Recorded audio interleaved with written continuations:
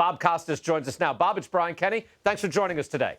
Hey, BK, how are you? I'm doing well, thank you. I should answer your question You had to think first. about it, though, didn't you? Yeah, I did. Deep in thought. You know what, Bob? I know I find myself, I'm sure you do too. I mean, I found myself trying to explain to a new generation who Bob Hope was, like, let alone Joe Garagiola, but try to explain that Joe Garagiola was a huge figure in this country, one of the leading broadcasters, not just baseball men. Yeah, that's one of the points we emphasize in the show that airs on Sunday night. Joe was a gigantic television star.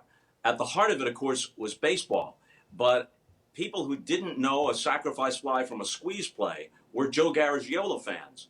The Today Show, the Tonight Show, not just as a guest, he guest hosted, sat in Johnny Carson's chair when John Lennon and Paul McCartney were on the show. New Year's parades, game shows. He was a frequent panelist on game shows and sometimes the host. So he was extremely well known. His role on the Today Show back in the day was similar to what Willard Scott and now Al Roker did, kind of an everyman, down for any kind of adventure, that sort of thing. But at the heart of it was always baseball. And even in baseball, he filled many roles: play-by-play guy, analyst, and he was the first true color man.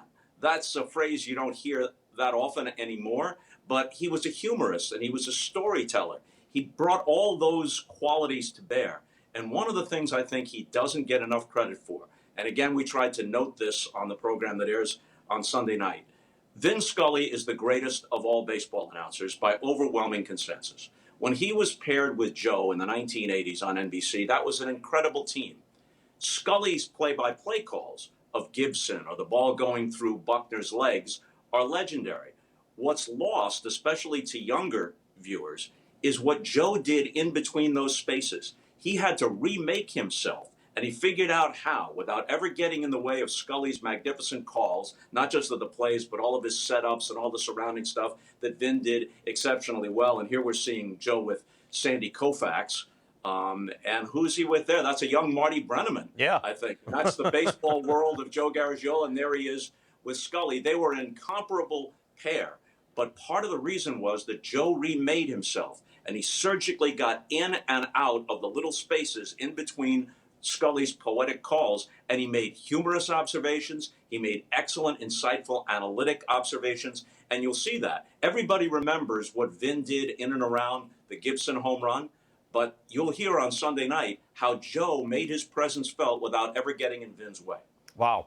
Great stuff. By the way, that was crazy. I thought that was Tom Brennaman, but that wouldn't have been possible. But that makes sense that it was Marty Brennaman, right? That was Marty Brennaman. Yeah. Right. Yeah, no, back in the time, as we remember, when NBC's procedure was that they would take one announcer, the lead announcer from each participating team in the World Series. So in that World Series, the games in Cincinnati, young Marty Brennaman was on with Joe Garagiola and Tony Kubek. And at Fenway Park, young Dick Stockton was on. And a story that Tom tells during the program in a couple of days is that Stockton and Garagiola were splitting the play-by-play in that epic Game 6. They hadn't made any particular plan of what would happen if the game went to extra innings. So they just said, okay, Joe called the ninth, and if we go to extra innings, Dick, you do the 10th, and we'll just alternate. And it just turned out that Dick was on the mic when Fisk hit the home run, and he gave a great call. Wow.